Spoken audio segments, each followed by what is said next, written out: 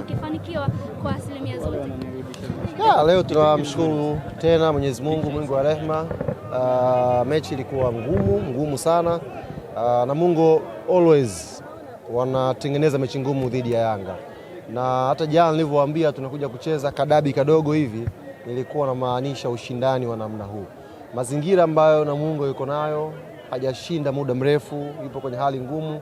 Mechi kubwa kama hizi ambazo sisi of course tupo kwenye pressure, wao lazima wangekuja kutaka kutumia pressure yetu kupata matokeo. Kwa hiyo first half kwa moja, ni kweli tulikuwa tuna kiwango fulani hivi cha wasiwasi kwa sababu ya mazingira ya mchezo ulivyokuwa unakwenda kuwa, lakini namshukuru Mwenyezi Mungu tulikuwa naye mchezaji mwingine mkubwa kwenye uwanja eneo la mwisho, Starboy Alan Okello.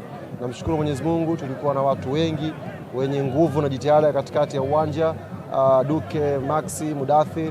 Namshukuru Mungu center back wetu leo yao wamecheza vizuri, Kibwana ameingia amecheza vizuri, Edmund, Dube wamejitoa, na mwisho wa siku tumepata matokeo mazuri. Goli 3, pointi 3, tumekosa clean sheet, lakini alhamdulillah. Tumewaambia wanachama na mashabiki wetu, nyakati hizi ni nyakati za kutafuta ubingwa, sio nyakati za kushinda tu mechi, ni nyakati za kutafuta ubingwa. Ubingwa unafuta kama hivi, wanapambana watu, chance ikitokea moja tunafunga. Namshukuru sana Mwenyezi Mungu kwa leo. Mnazidi kushinda michezo yenu na mnazidi kupunguza michezo. Hii inaashiria nini ama inatafsiria ipi kwenu? Kwa kila ambaye anafahamu mpira, kwa mazingira ya mchezo wa leo ilivyokuwa, nazungumzia mazingira yote, competition ya wachezaji, maamuzi ya waamuzi yalivyokuwa, mazingira yote ya mchezo, tutakubaliana kwamba mechi 5 zilizobakia ni mechi ngumu kweli. Haijalishi kwenye makaratasi yuko nani, ni mechi ngumu kwa sababu mazingira yanaonyesha kwamba kuna kazi bitu ifanye ya ziada kuweza kupata matokeo mazuri. Tumeshatoa kauli mbiu kwamba kila mtu ashinde mechi zake. Kwa hiyo mechi yetu inapofika lazima tuweke jitihada kubwa. Wanachama, shabiki wa Yanga wanisikie vizuri, kama tuna hamu ya kufanya paredi msimu huu, hizi mechi 5 zilizobakia tuzichukulie kwa ukubwa ule ambao tunachukulia labda Champions League. Tufanye maandalizi ya nguvu, tujiandae na tuje kwa wingi kuisupport team. Ubingwa unawezekana, lakini mazingira ni magumu. Naamini watu wanaojua mpira, wana Yanga wenzangu watakuwa wamenielewa. Ubingwa unawezekana, timu tunayo, lakini mazingira ni magumu. Nataka tupambane sana tuweze kupata ubingwa wetu msimu huu. Mwenyekiti, hapo kwenye kila mtu ashinde mechi zake, hii inatokana na pressure iliyopo hivi sasa mtani akicheza na kuwa nafasi ya juu mpaka nyie msubiri kucheza? Sisi hatuna pressure yoyote na mtu aliyekuwa chini yetu. Tuna pressure na mechi zetu, kwa sababu kimahesabu tukishinda mechi zetu si tayari mabingwa. Kwa pressure ya Yanga ipo kwenye mechi zake Yanga mwenyewe. Huyo mwingine atangecheza mechi 2 3 angetutangulia. Bado sisi tungefocus kwenye mechi zetu. Tunataka tushinde mechi zetu, tunaweka jitihada hapo tushinde mchezo wetu. Tumshukuru Mwenyezi Mungu kwa leo. Hali Namungo.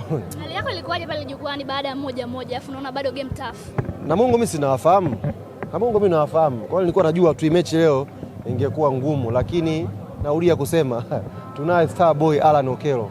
Kawaambieni watu mpira mchezo wa umri. Mtoto mdogo Alan Okello. Kwa nini umri? Kwa nini umri? Cheza mpira mchezo wa umri. Kijana anajiposition maeneo mazuri. Kafunga goli leo, mara ya mwisho nimeona anafunga Lionel Messi, Barcelona sio kwa nani sio Levante sio Atletico wale. Na deshi hivi akaingia ndani hapa. Nimeona kocha Juma Mgunda baada ile goli alikuwa anacheka. Na mimi alikuwa amekumbuka mbali. Vitu hatari vile kafanya Alan Okello Starboy. Unasema engineer kufanya makosa mwenyekiti kufunga safari kwa ndio gani? Anawafanyagi makosa. Signing unajua zinatokea. Sometimes unaweza ukafanya signing based on mapendekezo. Na ishazungumza sana, lakini nyinyi mnaifanya kuwa kwenye upande wa kama tunajitetea hivi. No, sometimes kiongozi unafanya maamuzi based on sometimes ushauri wa benchi la ufundi. Kuna mwalimu atakupa mchezaji na inabidi utoe nafasi kwa walimu, na hata mimi wakati naalia kwamba uongozi, na hiyo sio jambo jipya, hata Ulaya wanafanya hivyo. Kuna timu ziko Ulaya ambazo usajili unasimamiwa na department ambayo inaendesha, sio technical bench. Kwa hiyo natamani iendelee kama ambavyo imeendelea kwa Okello, iendelee pia kwa Disha linalokuja. Leo Okello kafunga goli la ngapi? La 11. Maana yake kwenye michezo 4 mfululizo kafunga goli 2. Hiyo ni rekodi. NBC wako wapi? Wakatae na leo. Yaani mpaka wataposti tu. Mpaka watamweka Okello. Ni moja tunakwenda. Alhamdulillah. Semaji hapo kwa Okello amekuwa na mfululizo wa kufunga goli 2 kwenye michezo 4 iliyopita. Mpaka hivi sasa kwenye ligi hakuna hat-trick. Unamuona yeye akija kuweka rekodi ya kuwa mchezaji wa kwanza kwenye michezo 5 iliyosalia. Lakini pia juzi nilimuuliza akasema anatamani na yeye pia kuwa mmoja wa wachezaji ambao pengine atakuwa wa kwanza kwenye ligi msimu huu. Lakini kipaumbele cha timu ni muhimu. sana. Ndio maana ukifuatilia mara zote Okello akishafunga goli la pili, benchi la ufundi huwa linamtoa. Kwa sababu hatuchezi kwa ajili ya mchezaji mmoja, tunacheza kwa ajili ya timu. Kashasaidia timu, tumeshapata matokeo, ni nafasi ya kuwapa wengine wenye energy mpya kuja kuisaidia timu. Kwa hiyo hat-trick ikija itakuja tu yenyewe. Lakini sio kwamba Yanga tutaipanga leo tukapata hat-trick. Namshukuru Mwenyezi Mungu sana. Anaendelea kufananishwa pengine? Yes, Pacome nilitoa taarifa yake, nafikiri kama nakumbuka, alipata jeraha mechi na JKT tena. Na mechi iliyofuatia hapa na mechi iliyopita tucheza nao hapa. Shasahau mimi. Singida, yes, akacheza tu kipindi cha kwanza, amepata uvimbe hapa sehemu ya juu ya goti. Amepata uvimbe. Kwa hiyo benchi la ufundi limeangalia riski ambazo zipo, wakaona apumzike, na hivi tuna break hapa ya wiki 2. Kwa naamini inshallah atarejea akiwa fit kwenye michezo inayofuatia. Kulikuwa na mvutano ule wa tuzo.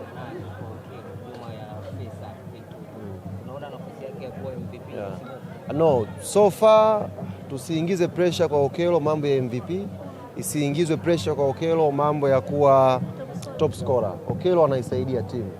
Fei anafanya kazi yake, he's one of the best. Kwa mfano ligi kiisha sasa hivi ninavyozungumza hapa, ni mwendawazimu atasimama aseme Faisal hastahili kuwa MVP wa ligi. Hapa hizi mechi zilizofikia 25. Ni mwendawazimu pekee atasimama atasema Faisal hadeserve kuwa MVP. Amekuwa na contribution ya kutosha kwenye timu yake. Goals, assist, amekuwa na contribution kwenye movement za timu, na Okello ameanzia dirisha dogo, msije mkasahau hilo jambo. Na yeye anapambana kutengeneza namba zake, contribution kwa ajili ya timu. Ikitokea mechi hizi 5 Okello akafanya wonders zaidi na Faisal akadrop, maana yake automatic Okello atakuwa amekwenda juu zaidi yake. Lakini as we speak, Faisal to me namuona anafanya vizuri na yupo kwenye kinyang'anyiro hicho akiwa anaongoza in terms of numbers. Sasa mimi ukiniuliza MVP in terms of performance, nitakupa Duke Abuya. Na wala sitaki discussion na mtu. Mimi ukiniambia MVP based on mpira general, nitakwambia achukue Duke Oga Abuya. Lakini kwa sababu kidunia watu wanadai sana namba, Faisal ana namba nzuri na ana mchango mzuri kwenye timu yake. Kwa hiyo pressure ya Okello wala haipo huko. Akichukua Faisal alhamdulillah, Okello anatakuwa asaidie Yanga ichukue ubingwa. Basi. Uendelee kumfananisha, pengine yeye alidrop kwenye Okello tuzo karudi mara 2 mfululizo. Kuna mtu pumzi imekata hapa Imekuwaje? Kuna mtu unaona naye alikuwa anafunga hapa ama tuzo na pumzi kidogo imekata, lakini tulivyowaambia kwamba, na hii kauli nairudia tena, nafikiri nyie mlikuwa hamjanielewa vizuri. Bila kumtaja Alan Okello, Clatous Chota Chama ni mchezaji mzuri sana. Okay. Lakini ukimfananisha tu na Alan Okello, kuna discussion kubwa itaanza hapa. Kubwa kwelikweli. Kubwa nzito kwelikweli itaanza hapa. Kwa hiyo tuwaache tu wacheze mpira, tusiwafananishe. Wakifananishwa tu kuna discussion itaanza. Tuwaache wacheze mpira, waenjoy moment zao. Pata nafasi Okello, Mungu amjalie ligi ikirudi aendelee kuperform inshallah. Alikuwa anamwambia kwamba baada ya leo, si ndio? Unaweza kupokea message nyingi, ukapokea simu nyingi za wanayanga. Kuna level atakupandisha, usipande. Yaani kuna kiwango wanayanga, na ninawajua wachambuzi wa mpira wa nchi hii ambao walisema Okello sio daraja la Yanga, na wajua vizuri. Baada ya mechi watasema Okello ni miongoni mwa the best player, usajili bora na kila kitu. Nikamwambia Okello, baada ya mechi ya leo ukifungua simu yako, yatakayoandikwa yote aache. Usipande kwenye hilo daraja ambalo wanasema. Bakia chini hapo hapo, toa mchango wako isaidie Yanga, na mwisho wa msimu tutajua nini cha kufanya. Ukishinda mechi zenu nyinyi ndio mabingwa. Lakini unaona kwamba kuanza kwa mpinzani wenu kwenye hizo baadhi ya mechi unaongeza pressure inapofika mechi yenu. Japo msimu uliopita pia kulikuwa kuna tofauti ndogo, lakini msimu huu ni tofauti. Unajua hizi mechi za sisi kuanza, wao kuanza ni based on ratiba. Simuona hapa wameanza mechi 2 nafikiri mbele itapinduka tena. Kuna mechi mosi tutaanza. Kwa hiyo ni issue ratiba, wala sio issue kwamba kwa hiyo inaweza kaja kwetu pressure kaja kwao, ni kitu ambacho ratiba ilipangwa hivyo. Mechi za mwisho tutakuwa tunabadilishana. Kuna watu wanaanza mechi, kuna wengine wanakuja baadaye, kwa hiyo ni kitu cha kawaida kabisa hicho.